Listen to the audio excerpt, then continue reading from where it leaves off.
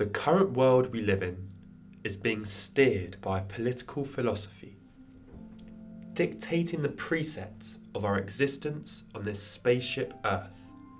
So pervasive it has become that we seldom even recognise it as an ideology, more of a biological law like Darwin's theory of evolution.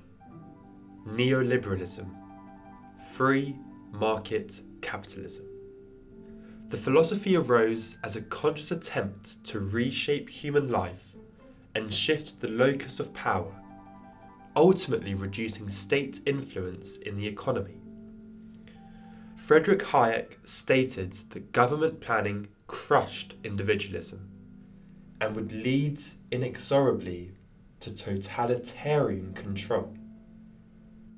With Milton Friedman priding neoliberalism as a call to arms to prevent the accumulation of a totalitarian state, seen in Hitler's Nazi Germany and Stalin's communist Russia.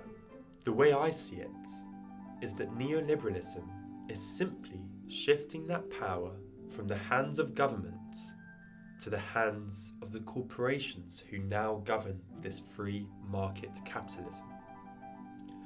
Our strive for fluency makes us susceptible to bullshit. If it feels right, it is right. So let's go back to our definition of neoliberalism. Free market capitalism. The word free. Being free feels right. To be free is right.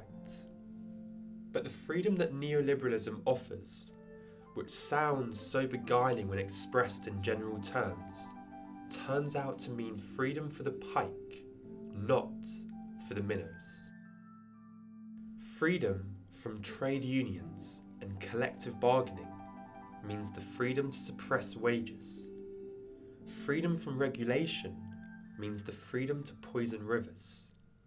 Freedom from tax means freedom from the distribution of wealth that lifts people out of poverty. It's a freedom for the elites to do and wish as they please, with the only metric for success being economic growth, where the only democracy we now have is through our consumeristic habits.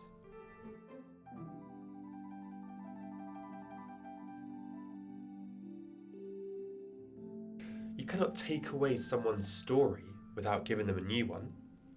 It's not enough to simply challenge a current narrative, however flawed and discredited it may be.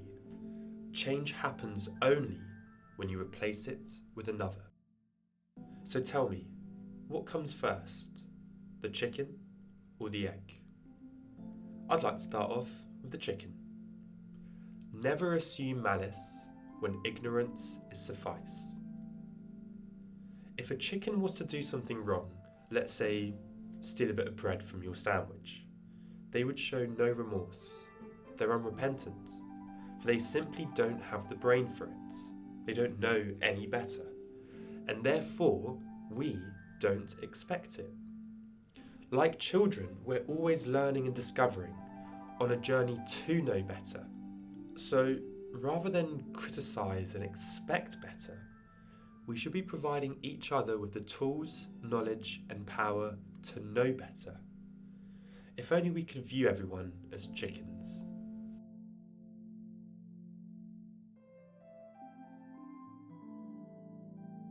Free your mind from malice and expect ignorance from your fellow neighbour. It's a much nicer surprise if they then prove you wrong. Now the egg. An egg has sufficient nutrients until it develops legs and wings to sustain itself outside of the shell. When the nutrients is depleted, the chick begins to peck for a new source, breaking the shell and releasing it into the real world. We as humans, or should I say, my own picture of humanity, finds itself just like this chick, in an egg that has depleted its resources to a point of exhaustion. Our innocent time of trial and error is over. We are faced with an entirely new relationship to the universe. We are going to have to spread our wings of intellect and fly, or else perish. As we climb out of this fragmented shell into a world facing a climate emergency, we are also greeted by our very own shock doctrine.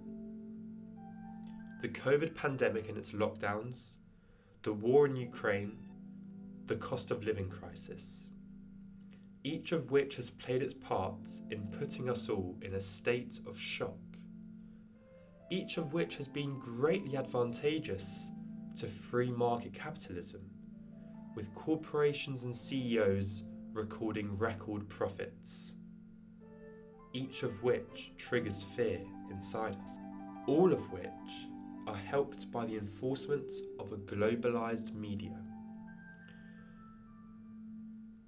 The result is a society dealing with a cacophony of mental illnesses. We've all now miraculously forgotten the pandemic and the parties our government had in the midst of their self-imposed lockdowns. Also, our media has told us to forget. But what we are left with now is an epidemic of loneliness. Perhaps it's unsurprising that Britain, in which neoliberal ideology has been most rigorously applied, is the loneliest capital of Europe.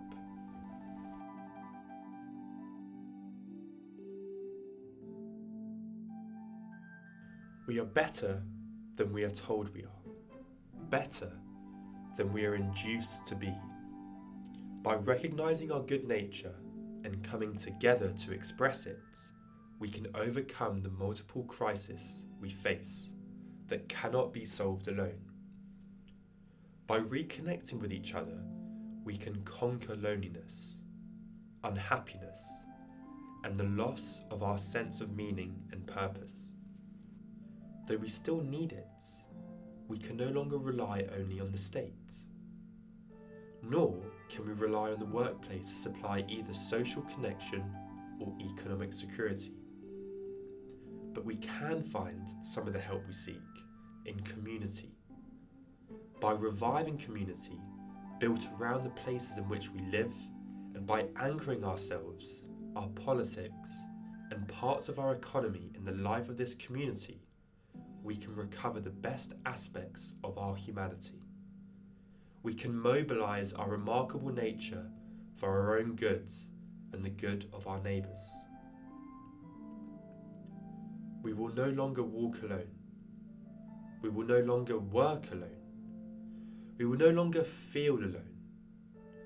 We will restore our sense of belonging, belonging to ourselves, belonging to our communities, belonging to our localities, belonging to the world. And in turn, we will develop a politics and an economy that belongs to us. By rebuilding community, we will renew democracy and the hope we invest in it. We will develop political systems that are not so big that they cannot respond to us, but not so small that they cannot meet the problems we face. We will achieve something that paradoxically we cannot realise alone. Self-reliance. By helping each other, we help ourselves.